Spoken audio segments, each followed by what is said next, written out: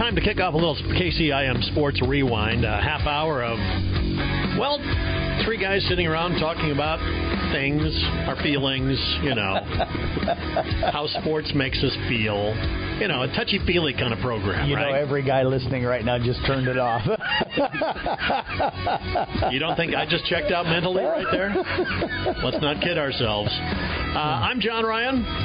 I'm Jeff Lankman. And I'm Mason Nealon. We're going to get that right one of these weeks. I swear we're going to do it. I got 7 more shows left, so that's it. We're going to get this right sometime. It's sad that he's counting down. Well, yeah. I just happened to look the other day. So, anyway, we're going to be talking about a whole lot of football playoffs and volleyball playoffs. Cue the Jim Mora. Playoffs? Don't talk about playoffs. You kidding me? Playoffs? I just hope we can win a game. That's for one dude out there. He's listening, and he's going to text. That. He will, yeah. And generally, it's a gesture more than words. Right, yes. Mm-hmm. We got football, volleyball to talk about, but we're going to start with a little national sports. Brian Kelly, the latest to get the axe in college football. I mean, we're talking just a crazy number of coaches that have lost their jobs. LSU, Penn State. I mean, we're talking probably Colorado, Auburn, Wisconsin, Kentucky, North Carolina State, Florida State, all expected to kind of join the ranks of jettisoning their coaches. You really think that Deion's done? I think so. Really? I think he quits. Really? Yeah, I don't think he's, now that his kid isn't there anymore, it's just not a place he's going to stick with, I don't think. So, and honestly, Colorado's kind of underperforming right now. They are. Unless he just vastly turns it around with a lot of money, I think he's gone. But Brian Kelly, the latest, have you seen what that dude is getting? 50-some million? $58 million, or $54 million. He had $100 million buyout. 2032. Right. They're going to be paying $800,000 a month. They're going to be cutting him a check for until the year 2032. Does he retire? Or do you think he goes off and coaches somewhere else? He will go on and just fake an accent somewhere else at some other school. So, I mean, he spent 10 years at Notre Dame and then figured I can't win a championship at Notre Dame and went to LSU, and wow, that did not work out well for him. No. The question I've got with all these high-profile jobs that are open already and probably more to come at the end of the year, there's not that many elite-level coaches. So who do they fill these jobs with, and can they hire somebody that's, better than the guy that they decided? I still look at Penn State, and I'm like, are you going to get somebody better than James Franklin? The name I've heard, and I see this all over social media, is everyone's trying to entice Kiffin to leave Ole Miss and have Kiffin go to LSU or Penn State. And I'm like, if I'm Lane Kiffin, I'm sitting planning at Ole Miss and saying, you know what, I'll make my money here and I'll try and win a title here, because I don't think the job at either of those schools is more enticing than Ole Miss at this point. Florida might be a little bit more because they play out of the SEC, but yeah, Penn State, I don't know if that one's the choice or not. I saw Joel Klatt the other day, and I'm not a huge fan of his, but he goes, hey, swing big, go for Nick Saban. Right. See if he'll come out of retirement. And Nick Saban's wife joked, says, well, we haven't seen an offer yet. Can you imagine the offer to try to get Nick Saban out of retirement? Back out of retirement. Yeah, I don't think he'd do it simply because I don't think he likes that it's an even playing field now money-wise. When he was at Alabama, they could pay everybody, and they were paying everybody more than everybody else, so he had kind of a, an uneven playing field. Yes. That they gave out. I mean, they had way more in the SEC than anybody else, pretty much, didn't they? Yeah, well, they just cut guys. That's kind of how they did it, is they'd pay them, and then if they weren't good enough, they'd just cut them or bury them or something of that nature, so Yeah, I saw on social media somebody's like, if you're LSU, throw enough money at Nick Saban where he has to refuse the offer instead of, like, I'd throw... it's the same money you gave out to your last coach. Throw that same at Saban there and say, you know what, if you refuse this, then so be it. We'll go find somebody else. The question I've got is, I know like the schools in Texas with all the oil money probably are never going to run out of money. But like, where does Penn State come up with, where do these schools come up with all of this money, and when does it get to be where the boosters are like, okay, I'm tired of paying players and buying off $100 million coaches and then having to pay $150 for another coach. When does that get to be the limit? Because you almost feel like we've got to be getting close, but we've been saying that for 10 years. I think something's got to shake with the universities in regards to these college coaches' contracts. Right. You can't continue. If they do not perform up to standards and you have got to get rid of them, I mean, yes, they're negotiating guaranteed contracts, but the schools have got to stop that. Right. Yeah. They've got to say, hey, if we don't reach this number of wins, you're on the line for this. Right. Yeah. There's expectations that we have because that's how you're making $100 million. Yeah, those $100 million buyouts are just it's wild. It's absolutely wild right now. But yeah, I don't know. I'd sit here and I'm like, who's gonna, if I'm if I'm Lane Kiffin, would I want to go to Penn State where they pretty much have told you if you don't win a national championship, you're not doing good enough? Mm-hmm. I know. That's just it. It's right. all or nothing anymore. Right. Yeah. By the way, you can add Virginia Tech, UCLA, Arkansas, and Oklahoma State and Stanford to all that list. Right. So, I mean, with that, it's going to get insane this offseason.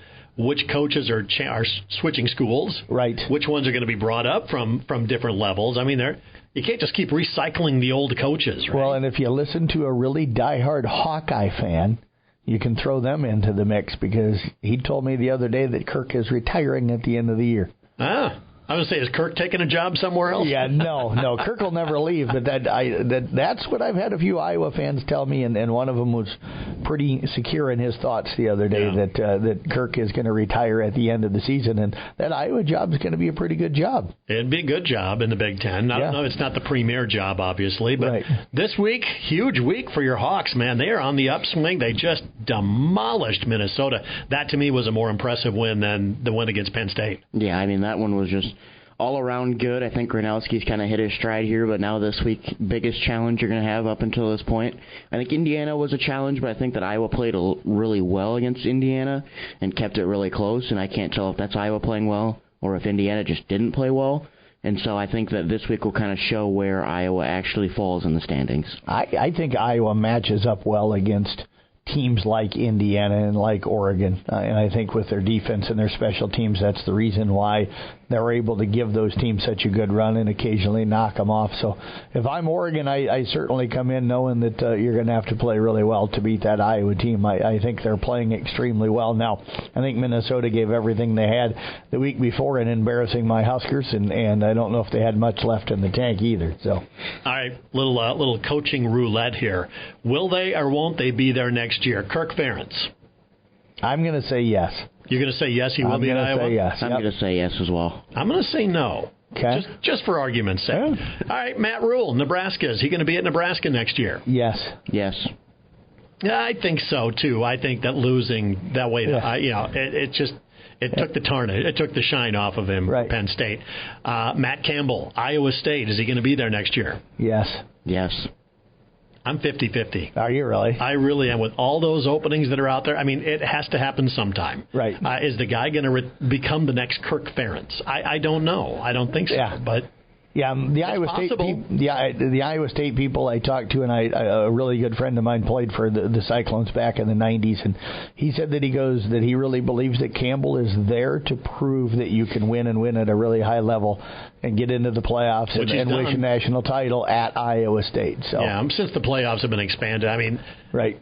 Yeah, they're still a ways away. Clearly, they've lost their third straight game. Yes, and they looked good in the first half, not so good in the second half last week. So. Is that going to hurt him though a little bit with the team dipping this year with all these big jobs? Are people still going to want him with the program dipping this season? Is a program like Penn State going no, we're done, or is that going to be hey, you built something out of nothing there, right? Yep. And you've got the personality we want. I think that translates well to a big university like Penn State. Yeah. So I think that there's a 50-50 chance that he leaves at the end of the year. So just my own personal opinion. Yep. So where do we want to start? Volleyball or football playoffs? Wherever you lead us. All right. This is a dangerous game you're playing here. Let's talk football playoffs. Okay. Of course, 4 teams in action last Friday night. So doubleheader right here. Another doubleheader coming up this Friday night, except they're going to be broken up on 2 of our stations. Yes. But Kemper looking impressive again in the first round. Got away BCIG coming in. They know these guys. I mean, that's got to be a little bit of a comfort factor for Kemper, Mason. Yeah, I mean, BCIG late in the season made the switch to put Jackson Alex DeJean at quarterback. He was their tight end receiver kind of position early in the season and didn't really have a big game against Kemper, but now we got at quarterback. I know he ended the season with a 4-touchdown game here, and I think that if you're Kemper, you have the mindset of, well, we've already beaten these guys. We know what they're going to do. Let's just go out there and do what we did already. And, I mean, the Kemper defense has kind of been something that, has been a little bit of a struggle, so I think that that's where they're going to have to start and say we need to play a little bit better on the defensive end and go out there and maybe make sure DeJean doesn't go out and explode for 4 touchdowns. And I think their defense, I agree with you 100%, Mason. It's been the area that everybody you talk to all season long has been like, if there's a weakness for this Kemper team, it's on the defensive side of the ball. And then last week in their opening round playoff game against Grandview Christian, they go out and get 5 turnovers in the first half and 7 for the game.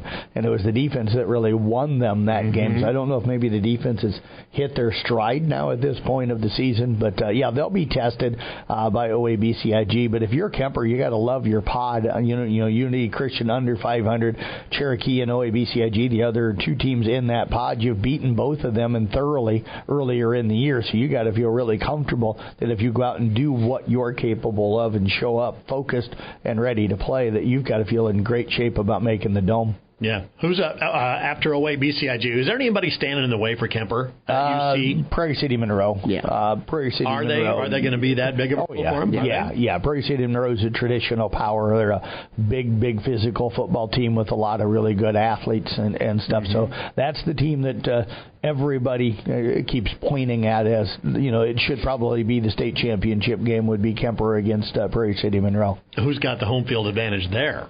It would be at the Dome. Oh, that's right. Yeah. So yep. So but Prairie City Monroe is probably closer to Cedar Falls than what Kemper is. But Kemper's going to bring a huge crowd. Yeah. Audubon, our other undefeated team last week, they rolled through the next round, the first round anyway. Yeah, and you look at that score, it was 58-20, but I think going into the fourth quarter alone, it was 58-6, and their first string for Lennox was still out there, and Audubon had said, you know what, this game's out of reach, let's go put our second string guys in there. Gave up 2 touchdowns, but at the start of the game, I was worried because they force a punt, and Jordan Nowatzki takes it down, Aiden Kiergaard rushed it at 6-0. Then right after, they kick it straight, line drive to one of the guys there. I think his name's Laramie Stokes.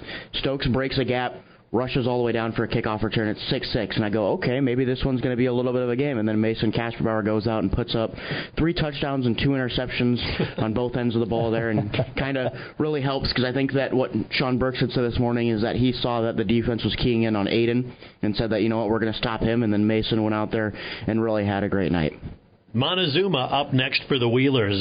Don't know much about Montezuma. You got a little bit from Coach this morning. He says that they're going to have a pretty good offense. He says that they have taller receivers and their quarterback can really make plays on his feet and kind of elongate plays that aren't supposed to be longer than they are. But he says that their offense is good. Defensively, they're going to bring a bunch of different schemes. They'll run a 3-down line, 4-down line. They'll try and beat the run there. But I think that Audubon, they're Audubon. I mean, that's just how it has been this season. They've just been beating teams traditionally by a lot of touchdowns and a lot of great defensive games. Did it give you a team that they compare to, Montezuma? Not really a team they compare to, but he says it's a team that should have been a 1 seed. He says that, it's a team that lost early in the season to another team in their district and fell down to a 2 seed there. So it's a team that can play like a 1 seed, but is kind of casted down as that 2 seed. All right. Everybody else in the playoffs didn't have a real successful opening round, but everybody had to hit the road. Yeah, and everybody had long travels. The first game I'll talk about is that game that I kind of joked during my broadcast the other night that I thought they were both going to hit 90 in the game. But Coon Rapids Bayard had to play without Caden Oswald on Friday night and still showed the character that they had. They ended up falling at Clarksville 78-68. Kind of got that game tied late in the first half and then got down by 2 scores, and then Coon would score, and then Clarksville would score. So they just kept kind of pulling it within 1 and never could get it under that 2-score thing. So ended up falling in that one, but played really well. Arweva scored right away against Gladbrook Rhinebeck and led late in the first quarter 7-6. And then Gladbrook Rhinebeck, I think, exploded for 30. It was 28 or 30 in the second quarter to put that ball game away. So both Arweva and Coon Rapids Bayard saw their seasons come to an end. ICAM Manning dropped down 21-0 right away up at West Sioux. Battled back, ended up losing 45-27, and that one actually had more yards of total offense than what West Sioux did in the game. So once they settled in, they played pretty well. Yeah, and I looked at stats-wise. Ben Ramsey right now leading all of Class A in passing yards after this week, and Ashton Arnold's, I think, number 1 in receiving yards as well after this week. So, I mean, that duo right there, just wanted to give props to them before we kind of move on with ICAM Manning. That duo absolutely on fire this season. And just a bad start did him in. Yeah, it did. And just before I came in for the show here, I posted a recap interview with Coach McCarville, recapping the season, so people can go and listen to that if they want online on the Podcast Center. Class 1A, ESAC, I know they ended up losing 48-6, but the one thing that jumps out to me about it was they nearly scored at the end of the first half, got down to the 15-yard line and turned it over on downs. And Dale Wagner, the great writer from the Sac City paper, sent me a text that night because he does a really good job of texting and keeping me up to date with what's going on the ESAC game, so I want to give him a shout-out for that. But he texted and he goes, the chain gang just told me that that's the closest that anybody's come to scoring against West Lyon in the first half all season long. So kudos to ESAC County to take a team that nobody's threatened against all season long and threaten them in the first half. And then South Central Calhoun falling to Underwood. I just don't think they could stop the pass game the way it sounds the other night in that loss. And we'll talk with Coach Case and recap the season with him. But a tough loss for them as they ended up falling 54-8. Mental note that Blankman has spies all over the place, so don't mess up.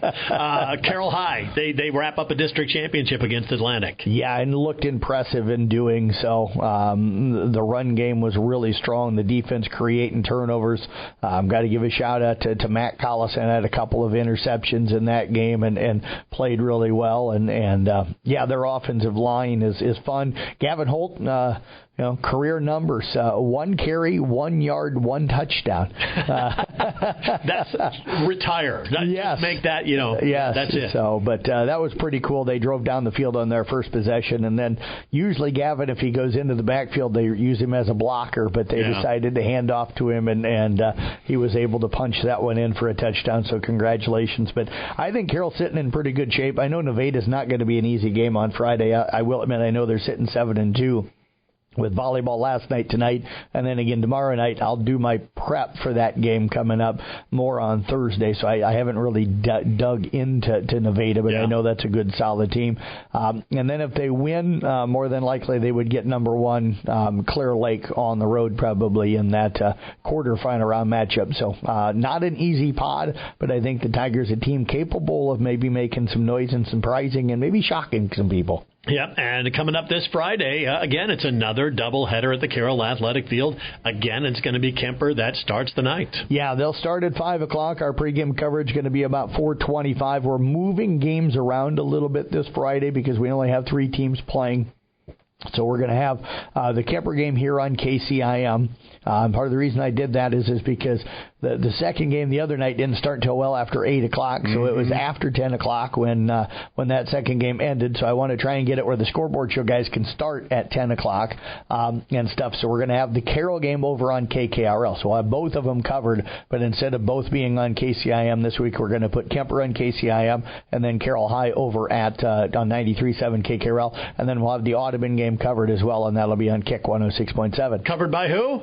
Mr. Nick Brinks. On the road again. Just can't wait to get on the road again. Mr. Willie Nelson Award winner, Nick Brinks, with the call there. We should get him a Willie Nelson T-shirt, let him wear it. He wanted me to do an REO Speedwagon on the road song, and I'm like, no, we're doing Willie. That's what we're doing.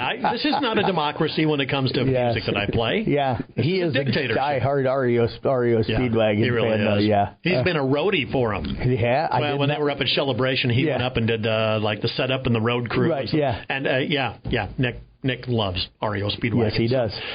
So anyway, that wraps up the football playoffs. That's coming up on Friday night. So let's talk a little volleyball. We'll do that next on KCIM Sports Rewind.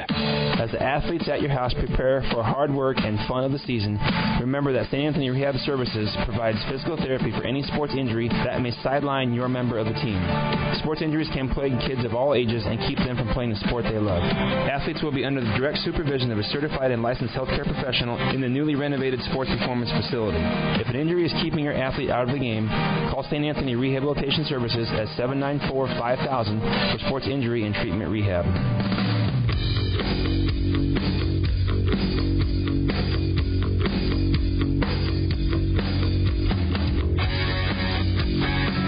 Playoffs? Don't talk about playoffs. You kidding me? Playoffs?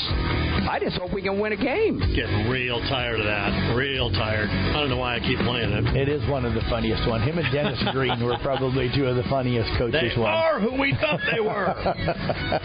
That probably went over your head, Mason. Yeah. Remember Denny Green? No. Minnesota Vikings. Actually, the Arizona Cardinals coach. Yes, he was Arizona at that time, yes. Yeah, so let's talk a little volleyball playoffs. I tell you what, there is a monster matchup tonight, but how did we get here? Tell us about the last week volleyball-wise. Well, we'll start with Kemper. Cruised to a win against Sadell, and then cruised to a win against Des Moines Christian as they're playing really, really well right now. Is there a concern that they haven't been pushed lately going into this matchup? No, because their last regular season game was up at Sergeant Bluff Luton, who was ranked pretty high, and they ended up winning that one 3-1.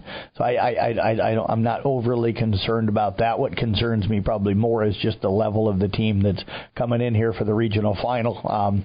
When the pairings were put out, Unity Christian wasn't ranked in the top 10. So you looked at it and you went, okay, number 6 against about number 12 or so. So that kind of makes sense. But Unity Christian being Unity Christian, this is a team that traditionally makes state just like Kemper does. They went on a run at the end of the year, and some of the teams in front of them got beat. Shockingly. So now you've got number 6 Kemper hosting number 7.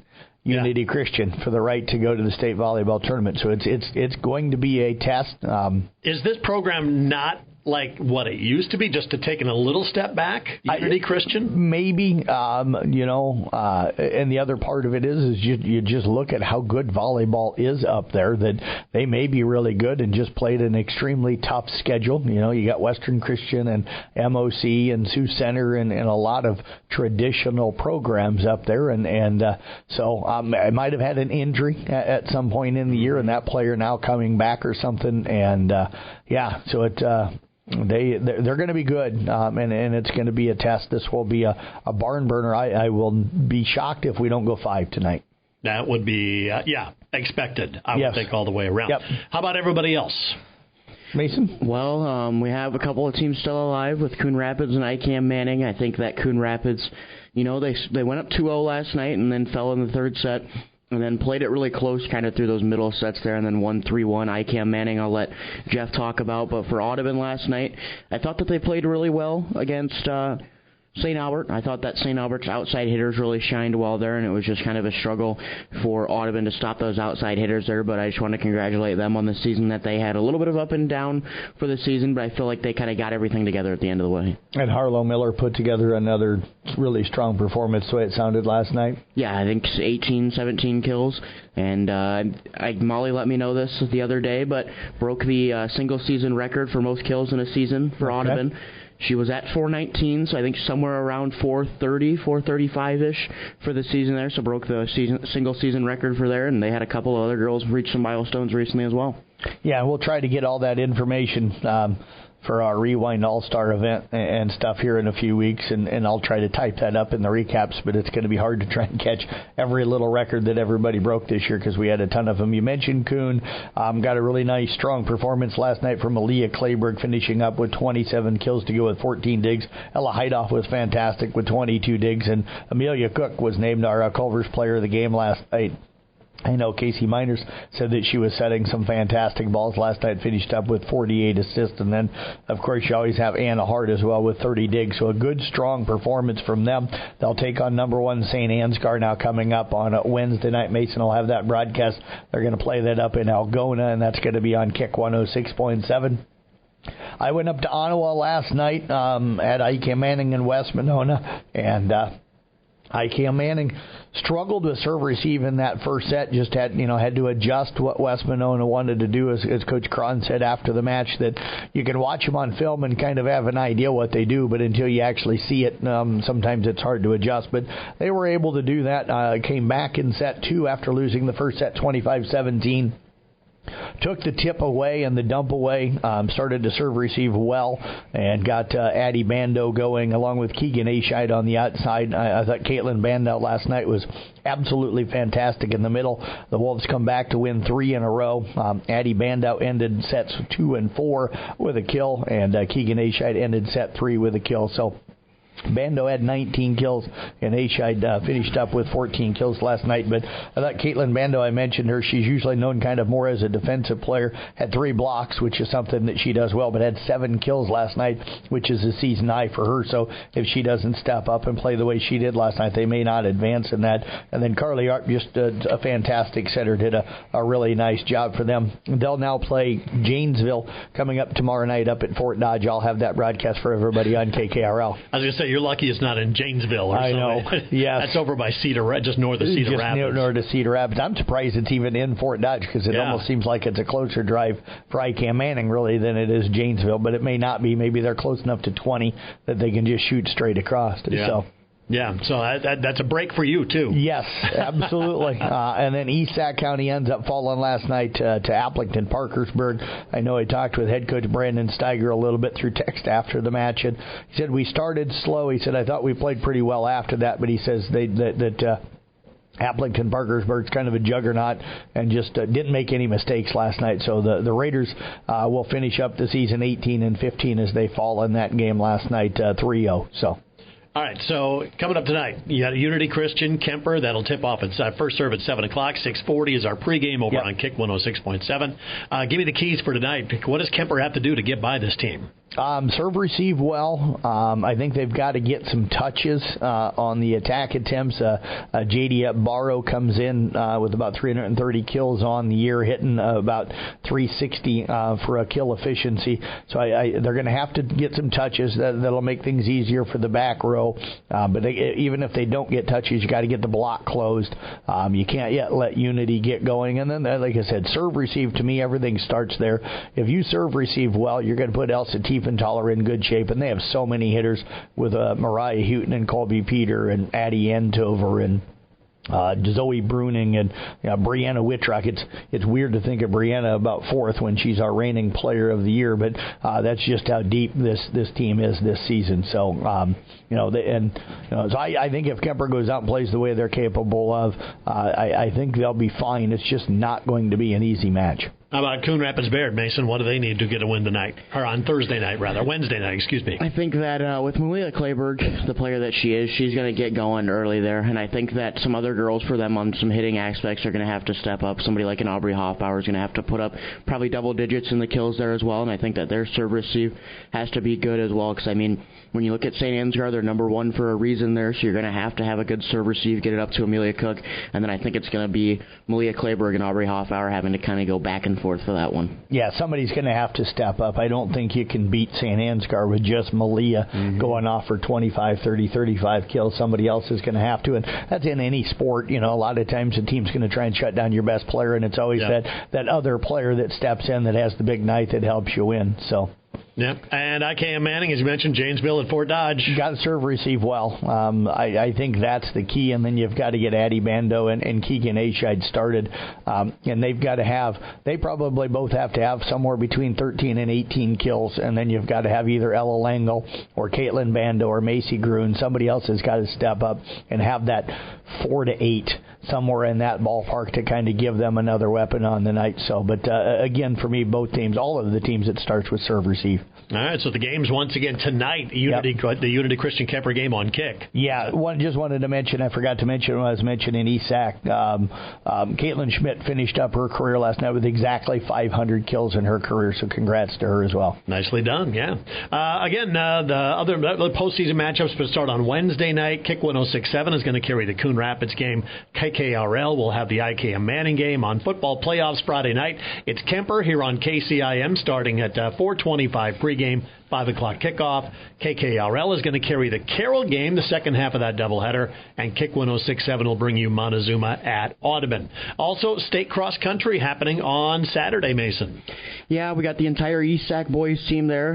It starts on Friday as well with Iris Melody up at Fort Dodge, I believe, is where they're running. Yep. And I'll be up there at about 10:45, bright and early. I don't know if I can get up by 7. Man, you're going to need to set an alarm for that. I'm going to have to call him and make sure that he's awake. I have to get on the road at, 7:30 to be over there? About 7:30 to be up there on time to be able to cover Iris on Friday. So Mason's going to have a long day because he's got to scramble up there. He's got to, cover Iris and then get back to help out with football coverage and stuff on Friday night. Got to get all the stuff on the back end ready, and then I'm going to take some video highlights of both the Carroll and the Kemper game and throw some stuff out on social media. And then he'll be over helping with the scoreboard show on Friday night. And then we've got the entire ESAC boys team Saturday afternoon. So Mason and I will both run up there on Saturday and cover those guys. So busy, crazy busy once again. State football semifinals, when do they happen at the Dome? If potentially we get some teams there? Do we know yet? Exact the 14th? Yeah, the 14th, I think. It's the day I'm gone. The 14th, I think. That would be a Friday. Or the 15th. Yeah, so actually, our quarterfinals would all be the 7th, and then I think, or the 6th and 7th.